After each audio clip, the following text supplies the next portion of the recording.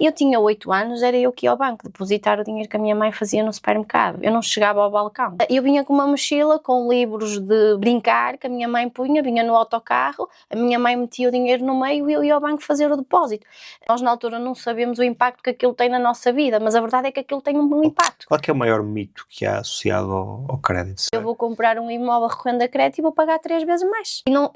E as pessoas fazem essa conta muito básica. Isso é uma conta muito básica. Há muitos fatores ali envolvidos, não é?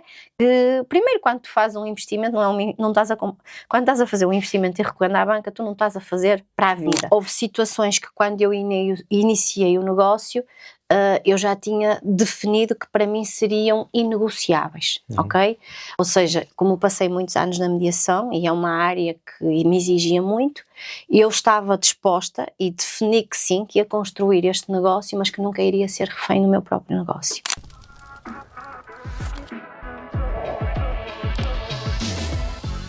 Olá, eu sou Daniel Gomes, bem-vindos a mais um episódio do Rumo Podcast by One. O podcast tem como missão transformar a visão do que é o sucesso e o caminho para lá chegar. Hoje tenho comigo a Raquel Silva, bem-vinda Raquel. Olá! Boa tarde. A Raquel é mãe, CEO da RA Créditos Portugal, com mais de 17 anos de experiência na área de intermediação de crédito, uma apaixonada por desenvolver pessoas, promover serviços de excelência. Hoje vem-nos falar sobre o seu percurso profissional e um tema que eu queria trazer há algum tempo, também demistificar alguns temas sobre o crédito, que é uma coisa que sinto que em Portugal ainda as pessoas têm uma bolinha quase vermelha quando falam sobre este tema. Mas vamos começar aqui a nossa conversa, Raquel, por aquilo que é uma pergunta mais clichê, que é: como é que surge o empreendedorismo, criares uma empresa, criares este negócio na tua vida? Conta-nos um bocadinho neste percurso para quem ainda não conhece. Bem, eu nasci numa família de empreendedores. A minha mãe sempre trabalhou por conta própria, não é? A minha mãe sempre teve o seu próprio negócio.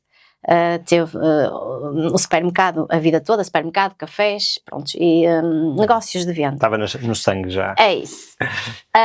E depois, no decorrer do meu percurso, eu também desde muito nova que estou ligada ao mundo do trabalho, comecei a trabalhar muito jovem, e vim parar à mediação mais ou menos que os meus 23 anos, 24 anos.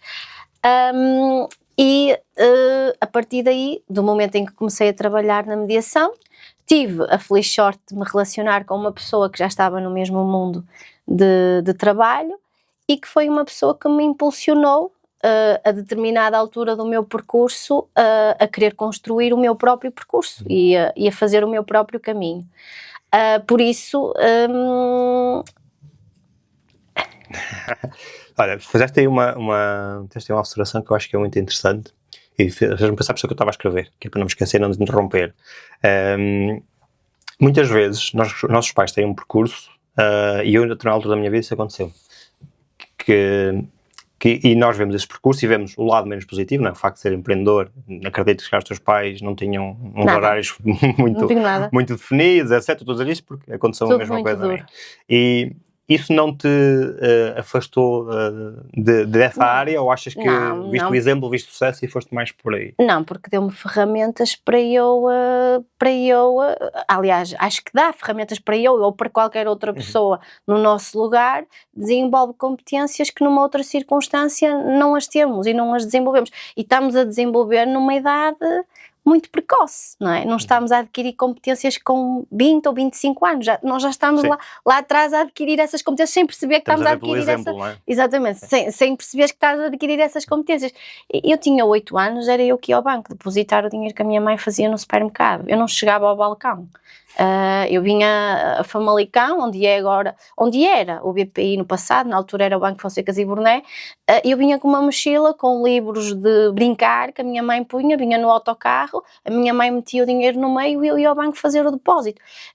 Isto já nos traz alguma coisa. Nós na altura não sabemos o impacto que aquilo tem na nossa vida, mas a verdade é que aquilo tem um impacto. E para mim hoje aquilo justifica muito daquilo que eu sou hoje e daquilo que eu me transformei e daquilo que me deu de bagagem, não é? Porque trouxe-me uma responsabilidade e que numa outra circunstância as miúdas da minha idade não tinham, não sabiam o que isso era, sabiam lá o que é que era andar na altura com 300 contos numa bolsa. Eu com 8 anos andava com 300 contos numa bolsa. E a minha mãe colocava... Que ainda hoje em dia é muito dinheiro. Que ainda hoje em dia é muito dinheiro, mas agora imagina na altura, não é? Porque era uma altura que ganhava-se muito dinheiro, quem tinha estes pequenos negócios, e foi o caso da minha mãe. E entre isso outras coisas. Eu fui criada e cresci num meio onde eu era a única miúda que tinha dinheiro. Ou seja, a minha mãe dava-me dinheiro, não dar para gastar, não, num sentido de responsabilidade. Eu fui para o 5º ano e a minha mãe naquela altura, já naquela altura, com a idade que ela tinha, que hoje é uma mulher que tem quase 75 anos, mas já naquela altura ela queria me incutir valores e princípios que eram essenciais. Eu no 5º ano tinha uma semanada para me organizar, porque tinha que almoçar na escola, porque tinha que ficar... A minha mãe dava-me dinheiro, ninguém naquela altura tinha isso. Eu lembro-me que os meus amigos tinham o dinheiro para pagar o almoço daquele dia. A minha mãe não, dava-me uma semanada e desenrasca-te. E a minha vida, eu cresci nesse ambiente. Eu cresci num ambiente em que eu tive diariamente contacto com dinheiro. A minha mãe tinha uma caixa registradora, onde movimentava bastantes valores, e tanto eu como os meus irmãos diariamente mexíamos na caixa registradora, porque eu já atendia clientes naquela altura. Claro. E isso trouxe-me valores e alguma bagagem que, volto a dizer, nós na altura não percebemos, mas hoje é que consigo ter a noção do impacto que aquilo teve em mim. Okay. Interessante, porque depois mais à frente vais acabar numa área também muito ligada ao dinheiro, portanto é interessante esse percurso. Quando tu inicias essa atividade de intermediação de crédito, uma atividade que obviamente nos últimos anos, para quem não sabe, passou a ser muito mais regulamentada e talvez surgir como atividade independente de uma forma mais comum no mercado, tu surgiste dentro de uma outra empresa, não é? Eu também sei, porque já fui conhecendo um bocadinho o teu percurso, até porque trabalhamos também relativamente próximos, de que, e começando não pelo empreendedorismo de ter uma empresa, mas pelo intraempreendedorismo, que foi sempre algo que tu promoveste muito. Aliás, já ouvi uma história de que foste para uma empresa e não tinhas trabalho e mandaram-te ficar quieta e tu não conseguias ficar quieta. Como é que alguém, na realidade tu tiveste alguns anos sem o teu negócio, não é? Ou seja, a trabalhar, como é que, porque às vezes, eu estou a trazer isto aqui porque associa-se muito ao empreendedorismo de aos 20 anos eu vou criar uma empresa. E não tem que ser esse o percurso, e é uma das podcasts a trazermos aqui ideologias diferentes, caminhos diferentes, para perceber que nem todos os caminhos têm que ser exatamente iguais. Como é que isto sempre esteve na tua ideia, criar este próprio negócio?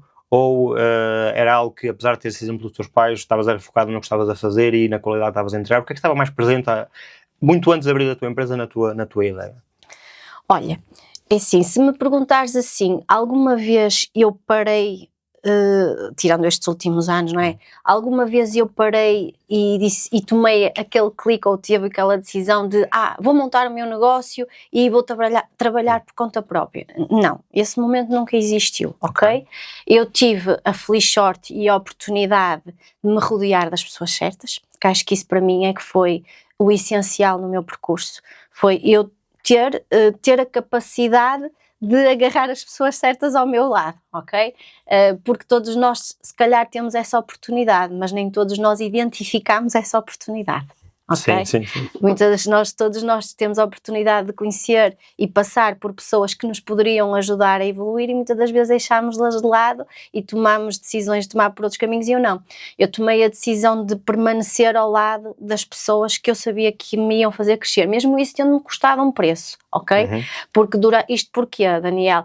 Porque eu durante muitos anos tive uma atitude de empreendedorismo, mas para alimentar o sonho de alguém que estava comigo. Ok? Não sei se me consegui explicar, sim, claro. Ok? Obrigou-me, essa decisão obrigou-me a eu efetivamente ser empreendedora, mas não fui empreendedora, diretamente para mim. Não sei se estou a conseguir. Sim, ou seja, vamos pôr as coisas em termos correntes, o teu nome não estava no NIF da empresa. Sim, mas... Não era isso que queres dizer, mas em termos figurativos, não é? Portanto, ou seja, estavas a empreender, mas quem estava a liderar o negócio é outra pessoa, mas tu estavas a empurrar atrás. Sim, a empurrar atrás e sempre com um mindset e com uma postura de que o negócio era meu, não é? Sim.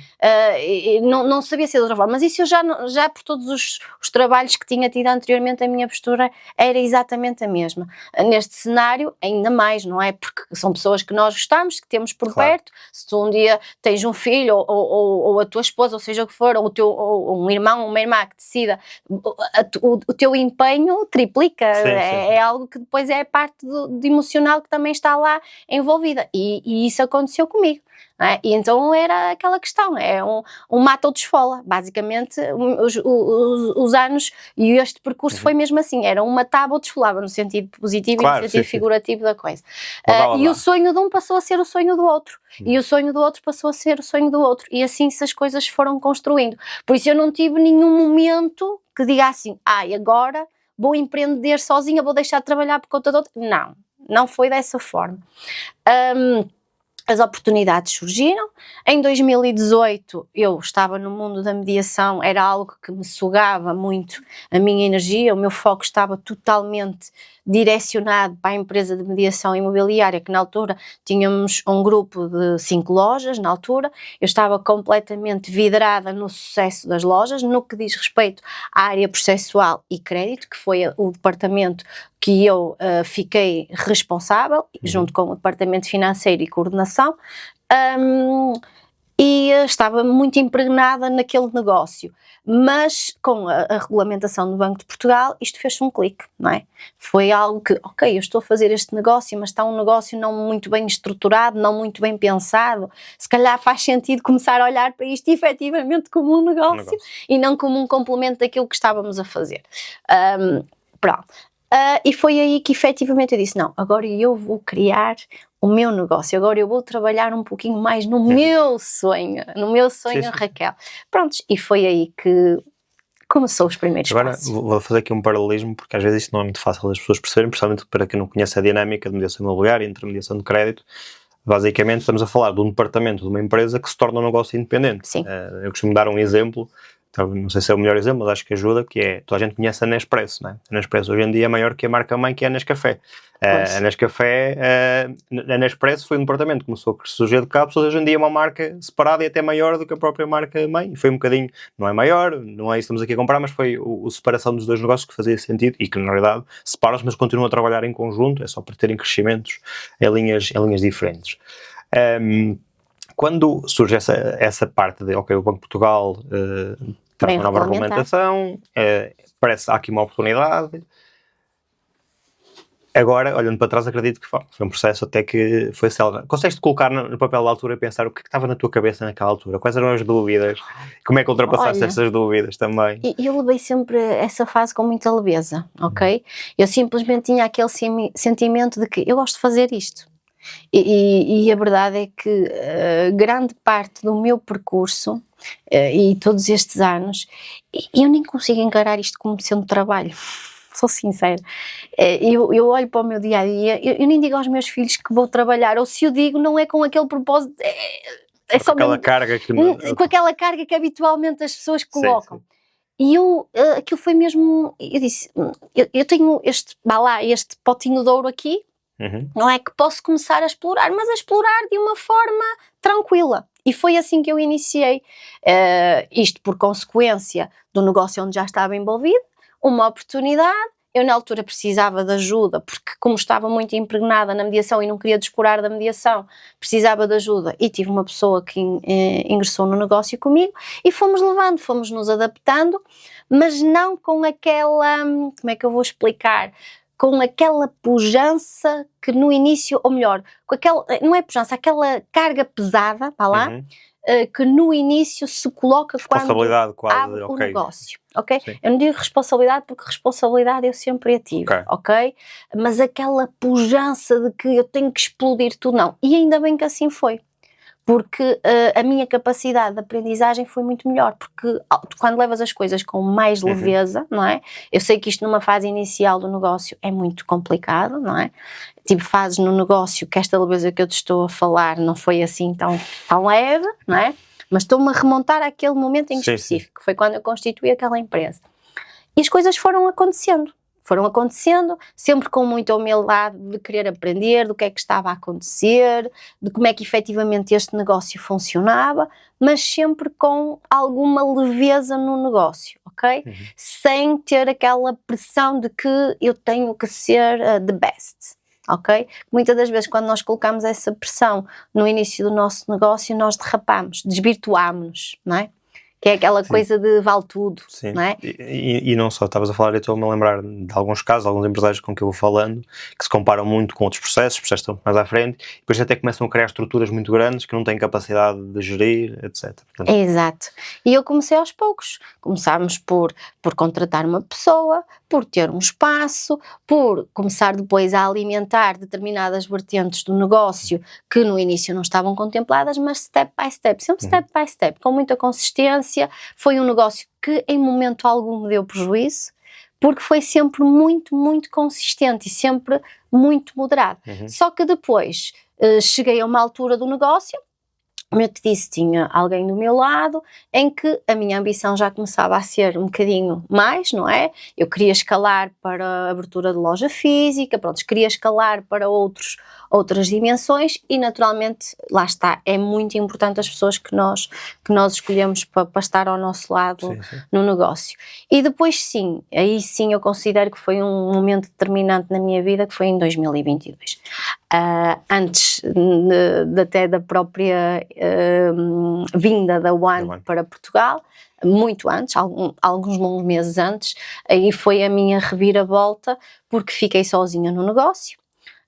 E aí obrigou-me a entrar numa zona de desconforto, porque aí sim eu posso dizer que comecei o negócio do zero, comecei a olhar para o negócio mais como um negócio e não tanto com a parte emocional da coisa. Não sei se me... Sim, sentes que, se eu não tiver colocar palavras na tua boca que não faz sentido, diz, mas se calhar naquela altura, como o negócio era dividido, tu não eras funcionário do negócio, mas é como se fosse, e a partir dali não, a responsabilidade é única, exclusivamente tua, portanto agora sou eu. Ou seja, não há desculpas. É isso.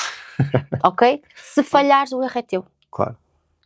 E isto eu analiso nas relações quando são empresas que estão constituídas com vários sócios, não é? Sim. Perdem imenso tempo a ver quem é que é responsável pelo quê e porque é que não tem resultado disto, daquilo e daquilo outro. Quem é culpa? Quem é culpa? E tu ali estás sozinha, sem nada. Porque comecei do nada, do zero, novamente, a empresa foi completamente reestruturada, sem nada. Eu vou dizer exatamente aquilo que eu digo aos meus gestores, a única coisa que eu tinha era 15 mil euros para fazer as obras da loja, para arrancar com a loja. Era a única coisa que eu tinha na altura. 15 mil euros, que já não é mau, não é? Muitos não têm esse valor. Muitos... sabe que é estruturar um negócio e fazer obras. Era 15 mil euros que mas eu não tinha. É muito. E eu consegui construir um negócio sem injetar nem mais um cêntimo na estrutura. Tudo depois arrecada. Sim. E sim, aí sim foi a reviravolta. E foi o primeiro passo para a transformação da RA Créditos. A RA Créditos que é hoje, que é uma empresa, na verdade, se for a analisar assim friamente, é uma empresa que tem quantos anos? 2022, 2025? É engraçado, estavas a dizer uma coisa que me fez lembrar tive uma formação agora recentemente com uma empresa, uns sócios de uma empresa muito grande no Brasil, e eles têm uma ideologia que nós usamos cá muito para a questão dos colaboradores. O colaborador que me leva da A a B não é o mesmo que leva B a C. Isto é clichê, às vezes não é muito politicamente correto dizermos isso, mas é verdade. As pessoas têm um determinado teto, se a empresa precisa crescer, as pessoas não acompanham o teto, portanto têm que ser realocadas em funções, etc. Ou ainda outra solução. E isso era uma coisa que por acaso me impactou, que foi, também há sócios que não vão ser da A a Z.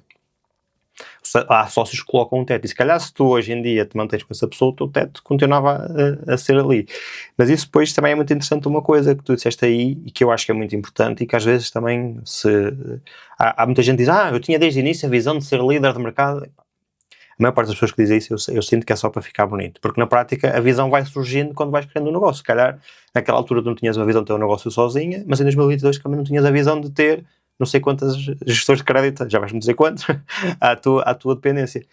Como é que foi construir essa visão? Como é que tu te foste apercebendo de que isto podia tomar outras proporções? Foste usando sempre aquela lógica que disseste há pouco, não, vou-me preparar para o próximo passo. Como é que foi este crescimento que em 3 anos é grande? Em primeiro lugar, o que fez a diferença foi onde é que eu quis concentrar a minha energia.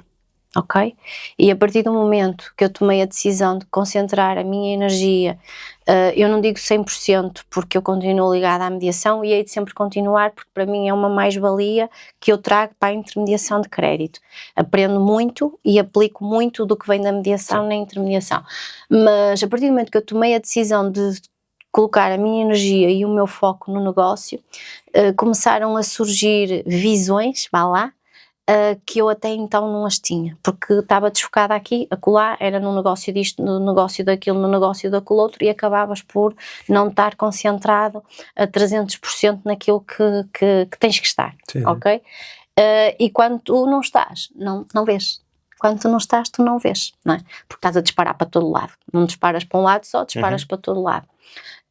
E perdi-me agora. Estavas a falar da questão da visão, tinhas muitos focos e quando Sim. passaste a ter um foco começas a ter uma noção de para onde é que é a Sim, empresa. mas a tua questão, desculpa. Era exatamente como é que vai ser construída esta visão, que é, ok, eu agora vou criar uma loja, vou criar uma equipa de gestores, não estava ainda planeado, agora vou ter agências a trabalhar comigo, não é? Portanto, outros espaços físicos, como é que foi surgindo esta? Como é que foste construindo? Que tipo de... Foste a formações, rodeaste outras pessoas? Qual foi as estratégias que usaste para chegar lá? Houve situações que quando eu iniciei o negócio, eu já tinha definido que para mim seriam inegociáveis, ok? Ou seja, como passei muitos anos na mediação e é uma área que me exigia muito, eu estava disposta e defini que sim, que ia construir este negócio, mas que nunca iria ser refém do meu próprio negócio. Então todas as decisões que foram tomadas tiveram essa base como premissa do negócio, ok? Depois, eu não queria crescer a qualquer custo. Ok? Eu queria crescer mais uma vez de forma sustentável e acima de tudo rodeada das pessoas certas, ok? Para mim o crescimento é muito relativo, eu posso crescer de forma rápida desde que haja situações que não avale aquilo que é a base do negócio. Posso dizer que passei ali 3 a 4 meses que eu não consegui recrutar uma pessoa, não consegui. Não estava a conseguir colocar na prática aquilo que te estou aqui a dizer.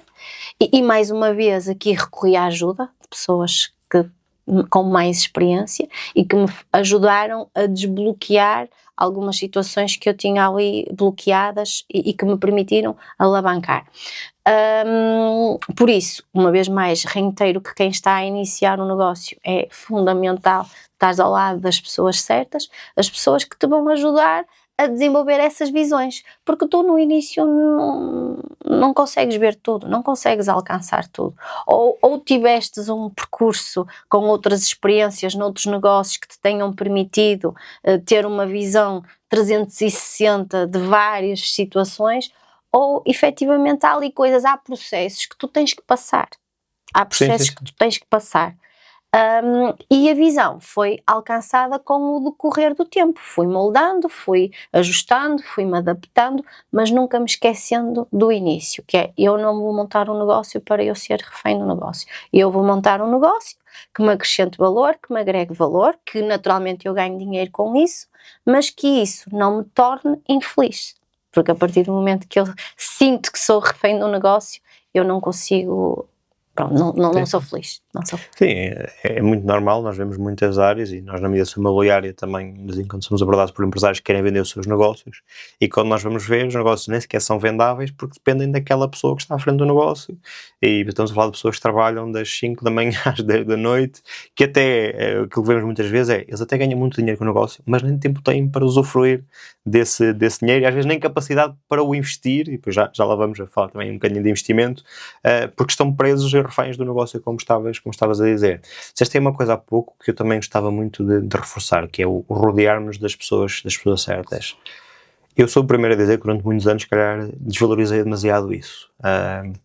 E há uma semana atrás estava num evento e percebi-me de uma coisa que eu faço hoje em dia que não fazia há uns anos atrás, e que era, eu ia para um evento deste género, achava que estava a criar networking, mas eu estava a tentar vender o meu produto e não a criar relação com as pessoas. E hoje em dia, eu, para quem me conhece mais perto, eu sou uma pessoa que gosta muito de falar, muito comunicativa, e eu chego a esse evento e sou a pessoa mais calada que lá está. Porque eu estou só a absorver. E a quantidade de vezes que eu estou no meu negócio, não tem acontecido isto. Estava numa reunião, de repente eu abro os Notion para tirar notas, para tomar uma nota, porque lembrei-me de uma coisa que alguém disse e que vai fazer sentido no próximo ano implementarmos no negócio. Porque eu estive calado, estive ali rodeado das pessoas certas. É isso. E quando vamos, eu por acaso hoje de manhã tive uma reunião com a equipa e fiz esta partilha, que é esses eventos. Eu também tive a oportunidade de estar num evento a semana passada de reconhecimento disto da banca, E um dos principais objetivos quando eu vou a esse evento, tirando a parte prática da coisa, porque é importante o nosso posicionamento, é importante o nosso marketing, mas o meu objetivo quando eu vou para esse tipo de eventos é eu aproximar-me das pessoas que têm mais resultados do que eu, no sentido de aprender. Eu procuro essas pessoas, eu chego lá, eu chego ao evento, o meu radar liga, ok?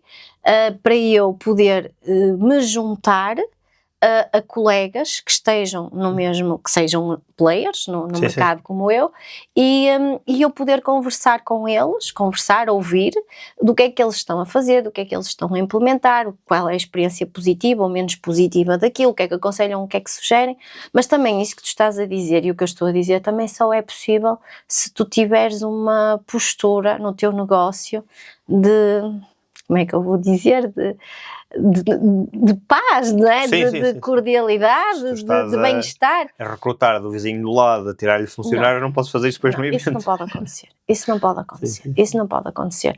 Tu tens que... eu acho que isso é muito castrador. Tens um negócio a muito curto prazo. É um negócio que não vai, na minha opinião, não vai perdurar ao longo tempo, porque isso, se tu transpiras isso, se essa é a tua forma de estar, se esse é o teu trabalho, isso vai passar para as tuas equipas. As equipas, isto é quase como os nossos filhos. A cultura não é que está na parede. Eles são a nossa imagem, eles fazem aquilo que nós fazemos. E se eu faço isso com os meus players no mercado, se eu tenho essa postura com os meus players no mercado, isso é o que eu vou ter das minhas equipas. Isso para mim é chapa 5, não é? Por isso, não sei a que propósito é que isto veio, já me perdi. Deixa-me só fazer aqui também uma outra partilha, que é o facto de nós nos pormos a isto também nos traz uma consciência de que as pessoas que têm mais resultados não têm problema nenhum de partilhar. Sim, claro. Que é outra aprendizagem. Sim. Eu digo isto porque às vezes falo com muita gente e na outra vez estava a falar com uma pessoa que me pediu uma opinião sobre estou a pensar sobre este negócio, o que é que tu achas? Eu digo, vai falar com as pessoas que têm negócios deste género. Mas eles vão falar comigo. Vão. As pessoas vão falar contigo. Se tiveres uma abordagem humilde, se fores falar com as pessoas, explicares a tua dor, eles até te vão atalhar caminhos, vão dizer, olha, não faças isto, porque eu fiz e não tive resultado. Portanto, é uma das coisas que estar nesses eventos às vezes também traz. Olha, Daniel, no último evento eu tive a oportunidade de estar com um colega meu, com resultados comprovados no mercado e com um posicionamento extremamente forte. Eu no dia a seguir liguei-lhe por chamada, para, na sequência da conversa que tínhamos tido, que eu tinha ficado com algumas dúvidas, como é que ele estava a implementar, e eu peguei no telefone, liguei-lhe, e então, olha, tu ontem falaste-me sobre isto, mas como é que fizer? E ele partilhou comigo, e esta é a forma de estar no mercado. Para mim não há outra forma, porque tu tens o retorno do que tu dás. Okay? E as tuas equipas respiram isto. Até porque há uma visão aqui um bocadinho mais filosófica quase, que é, tu nunca vais ter 100% de cota de mercado. Certo. Vais precisar de outros players. Certo. Então, que sejam players que tenham o mesmo tipo de valores que tu, que assim conseguem naturalmente educar o mercado para ser um mercado mais saudável. E é muito fácil, por exemplo, no nosso caso, falaste aí de estar 3 ou 4 meses sem recrutar, a tentar recrutar alguém, não conseguir, ainda bem que trouxeste isso, porque às vezes até se parece que é um processo fácil, mas para encontrarmos as pessoas certas não é fácil. E era fácil, tu ires buscar a um concorrente, a outra pessoa. E ainda no outro dia estamos a pensar em recrutar uma pessoa e estava uma pessoa a dizer-me, e esta pessoa, e aquela pessoa? Eu, não, por uma coisa. Uma delas era um parceiro e o outro é um cliente. No nosso caso, um franqueado. Portanto, era uma pessoa desse franqueado. E eu disse, não, isto para mim é uma linha vermelha clara. Não vou buscar a parceiros, eu não vou buscar a franqueados. Porque é uma linha vermelha que eu ponho, porque isso vai natural. Uma coisa era... O franqueado até, que acontece às vezes neste regime de franchise, já tem aqui uma pessoa que eu acho que um dia era bom em termos de progressão de carreira ali para o Master. Isso é uma coisa. Outra coisa é eu ir lá buscar uma pessoa. Que tipo de mensagem que eu lhe estou a passar? Não é? Estou-lhe a roubar negócio, entre aspas. Eu trabalho com várias agências imobiliárias que estão ligadas de forma direta à RA Créditos e que têm pessoas dentro das agências imobiliárias a trabalhar diretamente com a RA Créditos, que não passa necessariamente por ser o broker da agência a trabalhar connosco, mas sim alguém que o broker contratou para o efeito de trabalhar em conjunto connosco. E tu não tens noção da quantidade de vezes que eu sou abordada por essas pessoas para integrarem na estrutura da RA Créditos. É um X, ok? É que é um não assunto. É um não assunto. Porquê? Porque, óbvio, então eu vou cuspir no prato que como. Não vou cuspir no prato que como. O caminho seria mais rápido para tu atingires determinados resultados? Era, não é? Porque no fundo estou a ir buscar alguém que foi formada, que foi investida por outra pessoa e que eu agora vou trazê-la para a minha estrutura. Está fora de questão. Não é o caminho. Claro. Recorda-me uma coisa, hoje em dia, só para termos aqui uma noção de quem nos está a ouvir não conhece o seu negócio, né? Aquele negócio começou em 2022 com 15 mil euros a fazer obras, não te aplico quanto é que estás a faturar, mas qual é a dimensão em termos de quantas agências, quantos gestores de crédito, etc, só para termos uma noção do que é possível em 3 anos. Prontos, neste momento nós temos 5 agências abertas, lojas abertas físicas ao público, temos um ecossistema vamos a caminho de 50 gestores de crédito, ok? O nosso volume de contratação, eu já nem sei, triplicou, quadriplicou, já nem sei. Vamos atingir os mais de 100 milhões de contratação este ano. Já atingimos. E a outra era um objetivo do ano, os 100 milhões, e já atingiste em outubro. Ok. Era essa a pergunta. Na linha, estou na linha. Agora faço outra pergunta, que é, e agora qual é a próxima visão? É muito ambiciosa. É mesmo muito ambiciosa. Estamos a falar de dobro, ok? No espaço de um ano. A estrutura está montada para isso, a estratégia está montada para isso e não há nada que me pare. Ok. É importante, quando queremos duplicar os resultados, temos de ter uma estratégia muito clara para o fazer. Muito clara, sim. Olha, por isso é que eu disse que é muito ambiciosa. Sim, mas eu acredito uma coisa que é, há 2 anos atrás, se tu tivesse a visão do que era o teu caminho hoje, achavas muito ambicioso. E agora olhas para trás, parece normal. À medida que nós vamos avançando no processo, o que temos passa a ser normal. Daqui a 1 ano vais duplicar os resultados e vais dizer, não, isto é normal, até como é que eu não fiz isto antes, porque pareceu tão fácil. Mas claro que tivemos que fazer o caminho todo para poder chegar àquela etapa. Podemos mudar agora aqui um bocadinho a conversa para a questão do crédito, porque, como eu falei aqui até na introdução do podcast, é um tema sensível. Em muitos lares, em muitas famílias, em muitos empresários. Né? Seria normal pensar que o empresário é alguém que financeiramente, em termos de literacia financeira, já está um bocadinho diferente de um trabalhador por conta de outro, sem querer ser pejorativo neste contexto, mas quando trocamos no crédito, efetivamente é algo que eu sinto, pelo menos no dia-a-dia, que nem sequer é uma hipótese para a maior parte dos empresários. E até o crédito naquilo que é o investimento. Por exemplo, na mediação imobiliária é muito normal nós termos pessoas que têm empresas e que querem investir em património imobiliário. E têm 200, 300, 500, 1 milhão, não interessa, mas nunca consideram o crédito. Por que achas que isso acontece? Olha, eu acho que isso essencialmente tem a ver com a educação, ok? E com o meio onde nós crescemos, não é? Como eu te disse, eu cresci no meio do comércio, não é? Sim. Mas nem tudo foi bom ou foi bonito, não é? Claro. Eu, no meio do meu crescimento, falo por mim e incluo-me na maioria dos empresários na geração dos 40, não é? 50 ou até 30 e tal, não é? Que eu considero que grande parte de nós teve uma educação muito castradora, não é? Que o facto de fazermos algo com base no crédito era algo mau. Sim. Não é? E não é. Na verdade não é. O crédito serve para nós podermos alavancar. Acredito que muitos de nós, este tipo de educação e esta linha de tempo que passamos com base nessa premissa, que tenha efeitos agora, não é? Que é aquilo que se chama do efeito da escassez também, Sim. não é? Vai um bocadinho de encontro a isso, que era, eu cresci no meio de que a minha mãe estava sempre preocupada em pagar a prestação e que para ela ter um crédito era um peso absurdo, não é? Porque ela considerava que estava a pagar, imagina, uma carrinha para o negócio às prestações, mas que a carrinha não era dela. E isso não é verdade. Sim. E isso não é verdade. No caso da minha mãe, ela precisava mesmo de recorrer a crédito porque não tinha dinheiro para comprar a carrinha, não é? Mas hoje, muitas pessoas já mudam e começam a mudar o seu mindset, recorrem para comprar a carrinha para não se descapitalizarem e poderem investir noutras vertentes do negócio, não é? Agora, isto tem muito a ver com a nossa cultura. Acho que a explicação essencialmente tem a ver com o meio em que nós crescemos. Mas acredito que num curto espaço de tempo e com tanta coisa agora que se fala e em torno, acredito que num curto espaço de tempo este mindset vai mudar. Ok. falamos, é porque hoje em dia tem um termo, estava-me a lembrar que é um termo que é até muito comum nas redes sociais, que é a alavancagem, não é? Portanto, e isso ajuda depois também as pessoas a ficarem mais curiosas. Achas que esse medo vem, acima de tudo, que é de não poder pagar? Porque eu sinto, e eu não estou fora do crédito, não é? Eu sinto que as pessoas não é aquela questão de eu vou pedir 10 e pagar 15. Estou a dar um exemplo, não é? Provavelmente esse é o rácio. E se eu não conseguir pagar, o que é que me vai acontecer? É isso? Achas que medo. É um medo. É um medo do incerto, não é? É o medo de arriscar, não é? E muitas das vezes o desconhecimento. O medo e o desconhecimento, não é? Sim. Porque eu vejo até pessoas empresários noutras áreas de negócio, e que muitas das vezes eu abordo este tema e noto que faz uma confusão. Eu tenho que pegar numa folha e fazer contas, basicamente. É isso que eu estava agora a pensar. Eu tenho que pegar numa folha e dizer assim, olha, mas se tu fizeres assim, assim, assim, vamos dar um exemplo. Quantas vezes? Olha, Raquel, eu tenho, sei lá, 100 mil euros para investir, tens um bom negócio para eu investir?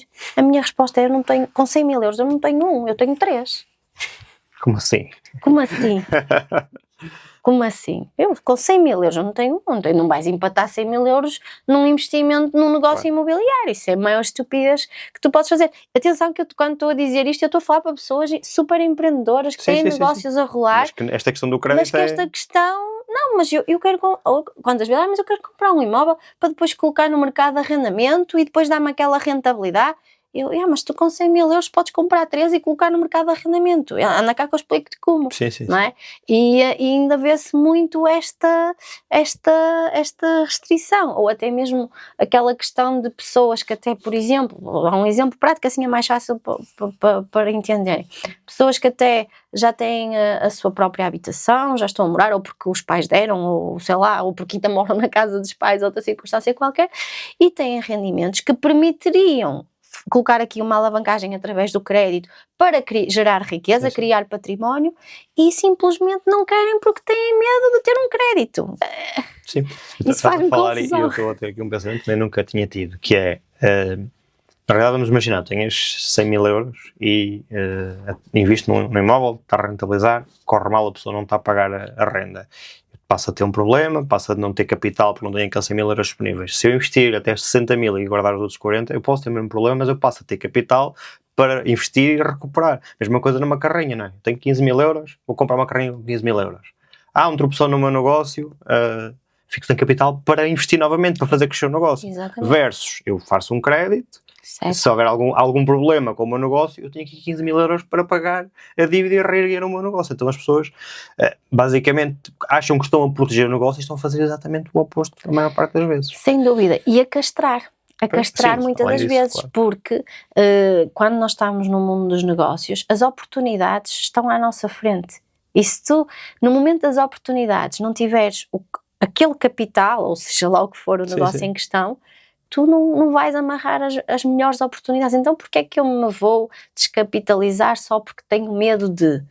Não faz muito sentido. Não faz muito sentido. Ok. Qual é que achas que é, quando falamos no crédito, para os empresários e agora para as pessoas de uma forma em geral, qual é que é o maior mito que há associado ao crédito? Se consegues pensar assim em algum mito que é normal as pessoas virem com uma ideia pré-concebida. Eu vou comprar um imóvel recorrendo a crédito e vou pagar 3 vezes mais.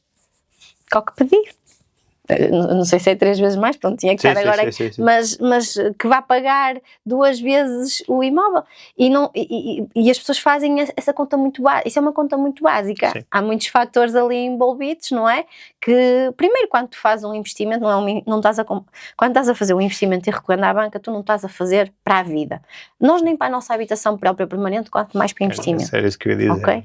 Isso é partindo da premissa que vamos viver a vida toda e pagar o crédito até ao fim. Eu não sei se estou a dizer um disparate. Sim. Neste momento não estou por dentro disso, mas qual é o prazo neste momento médio de mudança de casa? Tens noção? Até há bem pouco tempo era média, era 7 anos, mas isso já mudou. Anda um bocadinho mais baixo, temos aí cenários muito diferentes, mas sim, andará por aí. Por isso eu quando tenho um cliente à minha frente que me diz, mas eu tenho que pensar, isto é para a vida. Não é para a vida nada. Não é para a vida. Agora lembro-me do outro tema que já lá vamos, que é, há uma coisa que passou a ser normal, até com esta questão da regulamentação do setor, que não era tão normal antes, que são as transferências de crédito. Sim, também. Porque há muito, eu acho que isso por acaso é um mito que ainda existe muito, que é, eu quando eu tenho um crédito, eu fico com este crédito. Não, daqui a 2 anos, não é? Tu dizes melhor do que eu. Eu posso renegociar, posso mudar de banco, conseguir melhores condições. Mas isso ainda está muito enraizado nas pessoas. Ainda não conseguimos transformar esse cenário. Estamos no caminho para, as pessoas cada vez mais estão mais receptivas a este tipo de abordagem, mas ainda não chegámos... Estou-me a rir por uma coisa, é engraçado que começa-se a ouvir cada vez mais as pessoas que até estão regularmente a controlar a conta de eletricidade para negociar ao cêntimo o quilowatt, mas depois não vão negociar o crédito. Não vão negociar o crédito e não fazem contas efetivamente àquilo que está a acontecer e de que forma é que eu posso utilizar este meu crédito, se calhar para alavancar outros investimentos, não é? Sim. E isso, há ali uma barreira muito grande, há ainda um medo por parte Qual é a forma mais comum de usar o crédito para alavancar? É usar, por exemplo, até porque os imóveis, não é? O imóvel, a pessoa diz, vou pagar não sei quanto, sim, mas o imóvel valoriza ao longo do tempo. O imóvel valoriza. É esse espaço disponível que o imóvel valoriza o que permite a alavancagem? Qual é que é a estratégia? Podes capitalizar através de um imóvel teu que tu tenhas, podes capitalizar, não é? Fazendo aquilo que toda a gente fala aos dias de hoje, que é a transferência de crédito. Não é propriamente só para negociar o teu crédito à habitação. A transferência de crédito muitas vezes acontece para tu te capitalizares. Estamos a falar de investimento, mas pode ser para outra situação qualquer, não é? Uma coisa simples. Pode ser para a empresa precisa. Pode ser para uma empresa, ou olha, numa família, pode ser para um filho que vai para a universidade e eu quero ajudar o meu filho, até pode servir para isso, não é? E utilizar as ferramentas que eu tenho, porque os imóveis é uma ferramenta que eu tenho, seja empresário, seja em nome individual, que eu tenho para poder alavancar financeiramente ou o meu negócio ou a minha estrutura familiar. Claro, ótimo. Olha, sobre o crédito eram as perguntas que eu tinha aqui para ti. Achas que há mais alguma coisa que faça sentido mencionar sobre desmistificarmos isto do crédito? Ou já deixamos aqui uma boa semente? Um especialista. É isso. Eu acho que chega a ser frustrante tu veres tanto potencial no mercado, clientes com potencial, que a gente, por exemplo, esta questão agora da própria garantia pública, das pessoas que conseguem, dos jovens que conseguem abranger este tipo de vantagens, ok? Para poder alavancar. Eu não tive isto, não sei se... Eu não tive. Eu quando comprei a minha primeira casa, eu fiz contas, antes de tomar a decisão, o que é que eu tinha que ter, que comprei com 23 anos, porque foi uma das coisas que a minha mãe me obrigou a fazer, foi comprar a casa cedo, foi comprar a casa, sem saber ler nem escrever, foi basicamente isto. Sim, é um bocado cultural, infelizmente, nesse caso. Mas sim, fui obrigada a comprar a minha primeira casa, a meter-me em responsabilidades, e agora perdi-me, ia-te dizer que... Da questão da garantia pública e como é que os jovens, aos dias de hoje, podem utilizar isto a seu favor para se alavancarem financeiramente. Sim. Eu acho isto extraordinário. Bom, eu acho que a maior parte deles não tem a noção, e eu, hoje em dia, uso muito uma expressão que é, que me dera saber a altura que entrei no ramo, aquilo que eu sei hoje, não é? Que eu tinha comprado imóveis, ficavam parados e hoje em dia tinha 5, 6 vezes mais o valor. E não há, lá está, mas voltamos à questão da literacia financeira, da questão do ter esta consciência de que isto é histórico, fala-se muito da bolsa, não é? A bolsa está sempre a subir, os imóveis também têm períodos em que efetivamente podem não subir tanto, de crescer ligeiramente, etc, mas por muito que eu compro hoje um imóvel e se calhar nós temos, agora estou a pensar, nós em Portugal temos uma relação muito emocional com o imóvel, com a casa, é aquele sonho de ter uma casa, e por exemplo quando vamos para um país do centro da Europa, norte da Europa, o mais normal é o quê? É olharem para um imóvel muitas vezes com um ativo financeiro. Portanto, é um meio de eu colocar dinheiro e ter uma rentabilidade daqui a 10 anos. Um jovem com 33 anos, comprado uma casa, que não queira viver até naquela casa, porque dizer, mas eu estou no centro de Lisboa, o meu ordenado não paga uma casa. Está tudo bem, eu compreendo isso. Compra noutro sítio, mas compra. Mas faz. Ele vai valorizar, mas ele vai... Sim. Mas eu volto a dizer, Daniel, eu acho que isso é uma questão cultural. Sim. Uma questão... Isso não se muda em 2 anos. Não se muda, e nós temos vindo cada vez mais a assistir a mais informação neste sentido nos últimos 3, 4 anos. Não vai além disto, não é? E é muito natural para nós, isto que estamos no meio já é mais do mesmo, não é? Para nós falar disto Sim. é fácil, mas para pessoas que não estejam neste ramo, e eu vejo isso no meu campo pessoal, que tenho muitas pessoas que têm os seus trabalhos do seu dia-a-dia, falar de investimento, isto não é ali um filme. Sim. Tens mesmo que pegar numa folha e fazer contas e mostrar, olha, Claro. assim. Sim, é verdade. Olha, já estamos a conversar há algum tempo, mas se calhar não te apercebeste, mas eu tenho aqui 2 perguntas que eu gosto de, aliás 3, pois já aqui uma terceira, que eu gosto de fazer aqui no final, que a primeira delas é: qual foi o melhor conselho que tu recebeste até hoje que teve impacto no teu negócio? O melhor conselho? Sim. Trabalhar o meu mindset. Ok?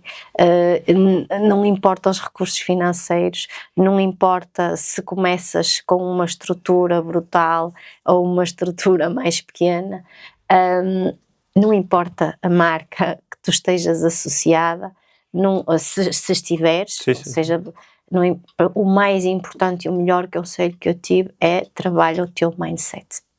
Hoje em dia, ou nos últimos anos, o que é que tu fazes para trabalhar esse mindset? Constantemente em formação, em estar junto dos melhores, volto a dizer.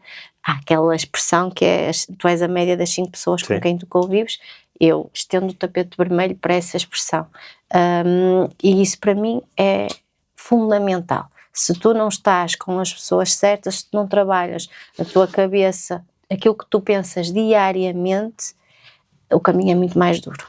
Sim, aliás, posso partilhar que eu há 2 semanas estava a almoçar com um grupo de empresários e no final saí com uma sensação que foi: estar aqui vale muito dinheiro. Porquê? Porque eu ou qualquer uma das pessoas traziam uma ideia, uma coisa que estamos a implementar no negócio, e a pergunta que vinha do outro lado era: porquê?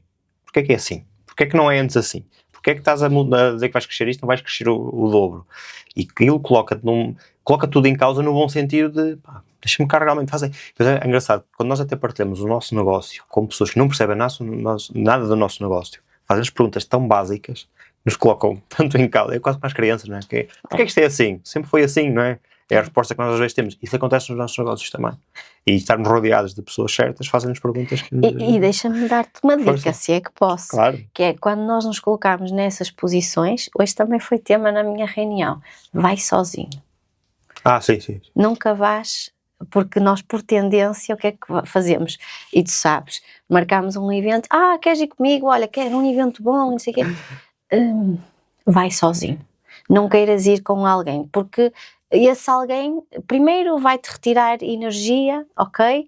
Para tu poderes concentrar 100% da tua energia nas outras pessoas. E depois vai influenciar a tua linha de pensamento. Claro. E se tu estiveres sozinha, mais uma vez estás por tua conta. É engraçado que, se estás a lembrar, não vou contar aqui nenhuma confidência, mas há cerca de 1 ano, 2 meses atrás, eu e o João fomos a um evento. Que até foi o que sugeriu: olha, parece um evento porreiro, estavam cerca de 250 empresários numa sala, num evento no Porto, e eu cheguei depois do João, o João já estava sentado e estava um lugar ao lado do João. E eu disse ao João: um bom evento, e eu fui para o outro lado. E eu tenho o hábito de, normalmente na hora do almoço, saímos, levamos as nossas coisas, regressamos. Eu vejo as pessoas sempre, já que têm aquele grupinho e volta, eu vou sempre para outro sítio. Com pessoas diferentes. Sempre para outro sítio. Às vezes não é fácil, porque já estão os grupinhos, mas eu tento sempre ir para outro sítio, porque eu vou conhecer pessoas diferentes, eu vou ter perspectivas diferentes. E o bom desses eventos é isso, não é? Porque houve alguém que me disse no outro dia: mas eu não faço isso porque agora tenho grupos de WhatsApp, estão lá os contactos todos. E eu perguntei-lhe: o que é que fizeste com esses contactos? Pois, mas a pessoa que eu criei a relação, ainda hoje estava na hora do almoço e recebi uma mensagem de uma pessoa que eu fiz uma formação há 6 meses atrás: olha, gostava de almoçar contigo, precisava de uma opinião tua, não sei qual é o tema, nem sei, provavelmente sou eu que lhe vou contribuir com alguma coisa, mas também sei que um dia ele também vai contribuir a mim, portanto, bora lá. Mas isso só aconteceu porque eu estive lá a falar com a pessoa. Sim. Olha, eu tinha isso quando ia aos eventos das lojas e isso, e ia também com o João, e geralmente o João também fazia isto comigo, guardava lugar à beira dele. Mas ele acho que ele não guardou, estava mesmo disponível. E por acaso ele guardava. Pronto, para aquela questão de, lá está, o marido e mulher, de ficarem juntos. E eu sei que até acabava por ser um bocadinho julgada ou mal interpretada, e eu recusava-me sempre sentar à beira dele. Porquê? Porque eu dizia assim: não faz sentido, nós estamos num evento da empresa, eu quero sentir, eu quero cheirar, eu quero ouvir o que as pessoas têm para me trazer, e são nestes momentos de mais descontração que tu consegues absorver coisas que no dia-a-dia, nas empresas, tu não absorves, não é? E eu à beira dele isso não ia acontecer. E muitas das vezes as pessoas dizem, Raquel, tu nem suportas estar à beira dele, aqueles comentários. Sim. Não tem nada a ver com isso, Claro, é mesmo de propósito. E isto aplica-se um bocadinho sim. aqui àquilo que tu estás a dizer, Claro. que é vai, mas vai sozinho. É isso. Mas obrigado pela dica, acho que é uma excelente dica. E mesmo que vás acompanhado, separa-te da Separa-te. pessoa. Olha, outra pergunta que eu gosto aqui de fazer, que é, qual é que achas que é o maior mito que existe sobre o sucesso, criar uma empresa de sucesso ou um caminho de sucesso? Oi. Essa é a pergunta que eu acho que é muito difícil responder. Primeiro porque o sucesso não é igual para todos, não é? Acho que isto é claro. No entanto, para mim, para a minha pessoa, o sucesso é muito simples, naquilo que eu entendo como sucesso. Para mim o sucesso é o equilíbrio das partes. Não me vejo como uma pessoa de sucesso porque profissionalmente atingi, fiz, aconteci, sou a maior e descurar de outras vertentes da minha vida familiar, a minha vida social, a minha vida de saúde. Sim, claro. Para mim tem que haver um equilíbrio. E que isto é tudo muito bonito de se dizer, não é? Porque na prática é um desafio. É difícil de aplicar. É um desafio. Mas o sucesso para mim é isso, é eu conseguir fazer o equilíbrio, para mim, de dois hemisférios que para mim são essenciais, que é a minha vida profissional junto com a minha vida pessoal. Isto tem que fazer assim. Sim. Se isto não fizer assim, para mim eu não conseguia atingir o sucesso ou alcançar o sucesso, ou seja lá o que isso for. Claro. Ou seja lá o que isso for. Sim, é verdade que há um mito muito à volta disso. Não, é para ter sucesso eu tenho que trabalhar de sol a sol e depois vemos as pessoas que na realidade estão a fazer as coisas por estar a fazer e com um nível de produtividade muito, muito baixo. O sucesso para mim não é algo que tu atinges. O sucesso para mim é o caminho. O caminho que tu fazes, que por sinal vai-te levar a determinado ponto e que aquele ponto já nem é aquele ponto, já passa a ser outro ponto e outro ponto e outro ponto. E o caminho que tu fazes no decorrer desta passagem ou para tu alcançares o sucesso, pá, tem que ser bom. E se não for bom, não faz sentido. Não faz sentido, porque os anos vão-se passando, o tempo vai-se passando e tu, ok, alcanças determinados resultados, mas será mesmo que eu para alcançar determinados resultados tenho que deixar de parte outras coisas que são importantes para eu conseguir alcançar esses resultados? Sim. Ok. Estamos mesmo a terminar. Eu costumo pedir aqui uma sugestão, que é, se tu puderes só escolher uma ação para recomendar a alguém que quer liderar pessoas, quer empreender, que se fosse um livro, um curso, uma experiência, algo que tem que fazer, se pudesse ser só uma coisa, o que era? A fazer? Sim. Volto a repetir. Junta-te aos melhores, procura o conhecimento nas pessoas que já passaram pelo processo. Tomara a mim, há 17 anos atrás, há 10 anos atrás, em 2022, também com a vinda da One, tomara a mim, em todas estas fases, ter feito isto a 300%, estar com as pessoas que passaram por aquele processo, porque são essas as pessoas que te vão ajudar a não cometer os erros que elas cometeram, ok? Se os quiseres ouvir e se estiveres disposto a isso. Claro. Quando tu não estás disposto a isso, o caminho é mais difícil. Mas remontando aqui um bocadinho lá atrás, quem me dera a mim, há 17 anos atrás, ter tido, uma Raquel. Pá, engraçado que agora ia fazer uma pergunta que vai bater, a última pergunta, vai bater aí ao que estavas a dizer agora. Se pudesse deixar uma mensagem para a Raquel de 2022, o que é que lhe dizias? Uma Raquel. Escolhe bem as pessoas com que tu te rodeias, escolhe bem as pessoas que tu queres rodear e sem dúvida alguma trabalha muito o teu mindset.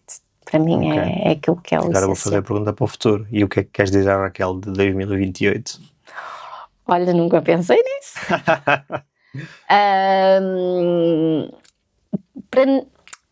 Como é que eu vou explicar? Não é retirar intensidade às coisas, ok? Porque eu acho que é necessário um toque de intensidade, porque senão as coisas deixam de vibrar, ok? A parte emocional também é importante para que as coisas vibrem, não é? Mas dosear. Eu acho que isso também alcança-se um bocadinho com a idade, tá bem? Por mais que a gente se forme, leia-se, isso também vai-se alcançando, a própria idade também nos vai dando isso. E sim, a Raquel de 2028 doseia a intensidade que pôs nas coisas. Por falar em idade, mais uma vez e aqui agora, obrigado por ter aceitado o nosso convite no teu dia de aniversário dos seus 40 anos, parabéns, porque acredito que podias estar a fazer outras coisas e obrigado por estares aqui connosco. Acho que temos aqui muitas aprendizagens que quem quiser consegue levar para a prática, para o seu negócio ou para iniciar o seu negócio, portanto obrigado por isso. Sigam também a Raquel nas redes sociais, que ela costuma estar muito ativa por lá, aliás temos aqui alguém presente connosco para ajudar nisso hoje. E vai ficar nos comentários do podcast. Muito obrigado e até um próximo episódio.